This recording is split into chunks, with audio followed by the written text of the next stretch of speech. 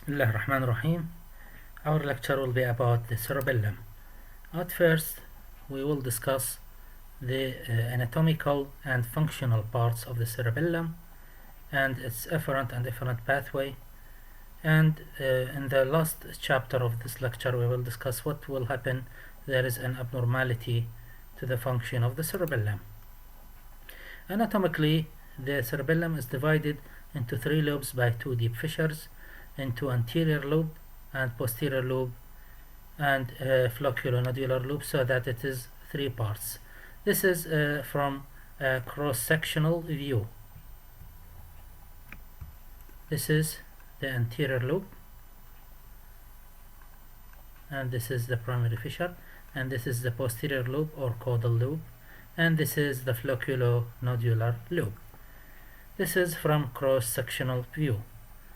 While from a longitudinal view, lying in the center of cerebellum, narrow band called the vermis. Vermis means in Greek means worm. It is a worm-like. And this is the vermis narrowband, which is concerned mainly with the axial part of the body, where control of the muscles of hip, shoulder and neck is located. On each side of the vermis, and on each side of the midline of the vermis, was called the intermediate zone of the cerebellar hemisphere. This controlling the distal parts of upper and lower limbs, and also the facial region control muscles are located. And lateral to it, it's what's called the lateral zone of the cerebellar hemisphere, and it's controlled mainly with the planning of the intended sequential movement. Again, this is the anterior lobe, this is fissure, this is posterior lobe, and this is the flocculonodular lobe. Okay. Intermediate zone also, we said, is controlled distal portion. Also, there is a deep cerebellar nuclei, dentate, interposed, and vestigial nuclei, three types. Regarding the cells, they are composed of Purkinje cells and granule cells, that we will come histologically later. These are the vestigial nuclei. This is the dentate nuclei. It is means a tooth-like, and other is interposed nuclei. These are the deep cerebellar nuclei. Again, the topographic presentation, we said that the axial portion of the body, shoulder, trunks, hips, in the vermis, in the midline, and we said that the vermis means the Greek of worm, whereas the limb and facial region distally lie intermediate zone on each side of the cerebellar hemisphere. Coming to the cerebellar cortex. Cerebellar cortex, there are three layers. The first is molecular layer, the second is a Purkinje cell layer, and the third is a granular cell layer. The molecular layer is above here. It's composed of the axons of granule cells and synapsing with the dendrites of Purkinje cells. Axons of the granule cells and dendrites of Purkinje cell. The second layer, Purkinje cell, it is the middle layer of large neuronal cell bodies, and which is noticed here, large neuronal cell bodies. These are the Purkinje cells. And deeper, these are the granule cell layers, which are called granule cells. These granule cells are the deeper, the deepest layer, granule cells.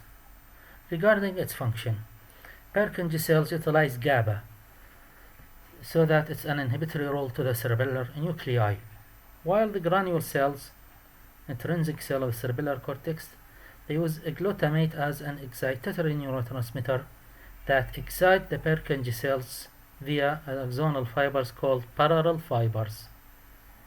Also, we have what's called basket cells. These are inhibitory interneurons. They utilize GABA to inhibit the Purkinje cells.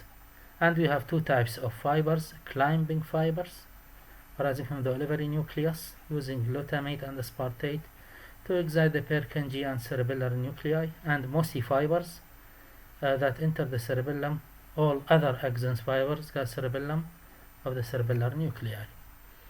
This is the molecular layer. This is the Purkinje cell layer. and this is the granular cell layer, and this is the climbing fibers, and these are the mossy fibers.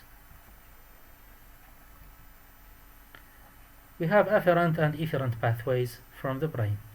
Efferent pathways from the brain: cortex, the cortico-pontocerebellar pathway, originate in the cerebral motor and the premotor cortices, and also in the cerebral somatosensory cortex. From the brain stem, we have olivocerebellar tract from the inferior olib, also vestibulo cerebellar tract, some of originated from the vestibular apparatus itself, and from the brain stem vestibular nuclei, and also reticulocerebellar from different portion of the brain stem reticular formation. Also we have spinocerebellar tract, dorsal spinocerebellar, ventral spinocerebellar tract that terminate in the vermis and the intermediate zones of the cerebellum on the same sides of its origin. Signals come from the muscle spindle, Golgi tendon, tactile receptor of the skin, and joint receptor, so it's mainly concerned with the proprioception.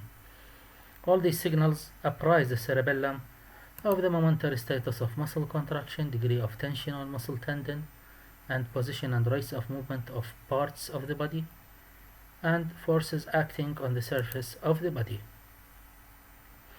The ventral spinocerebellar tract terminate in both sides of the cerebellum. It receives less information from peripheral receptors. Instead, they are excited mainly by the motor signals arriving in the anterior horn of the spinal cord. Thus, this ventral fibers pathway tell the cerebellum which motor signal has arrived at the anterior horns.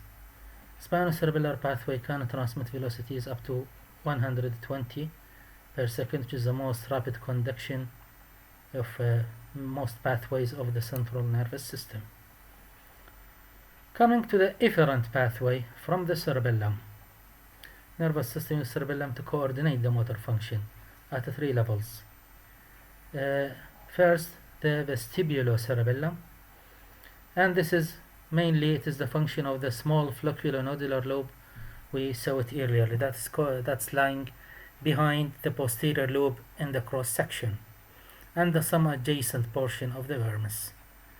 It provides neural circuits for most of body equilibrium.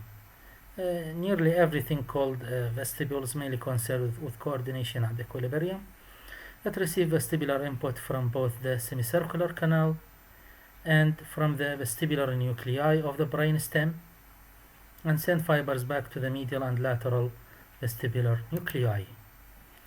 It also receives visual input from the superior colliculi and from the visual cortex, so that it's what's concerned with the visual spinal reflex we discussed in the motor system.